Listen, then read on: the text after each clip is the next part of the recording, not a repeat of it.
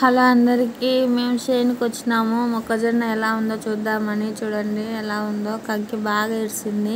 ఈ సంవత్సరం అయితే రేట్లు లేవంట మొక్కజొన్నకి, ఇప్పుడైతే అంటున్నారు.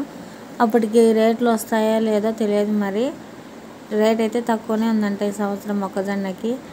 చూడండి, మొక్కజొన్న బాగా పండాలంటే నీళ్లు బాగా పెట్టాలి. ఫస్ట్ నీళ్ళే బాగా ఉండాల్సింది. మందులు తక్కువ వేసినా పర్వాలేదు, కానీ నీళ్లు పుష్టిగా అందియాలి. అప్పుడే పంట బాగా వస్తుంది. ఇక ఈ చేను ఎలా ఉండాలంటే నల్లరేగడైనా సరే, ఇసుక నేలైనా సరే బాగా వస్తుందండి పంట. ఇసుక నేల అయితే ఇంకా కొంచెం 2-3 బస్తాలు ఎక్కువనే వస్తుంది. ఎండ బాగా పెడుతుంది ఈరోజు. అసలు చేను ఎలా ఉందో చూద్దామని వచ్చినాము. 1 నెల ఉంటే అవుతుంది మొక్కజొన్న. ఇప్పుడే కంకి ఇరిసింది, పాలతో ఉంది కంకి.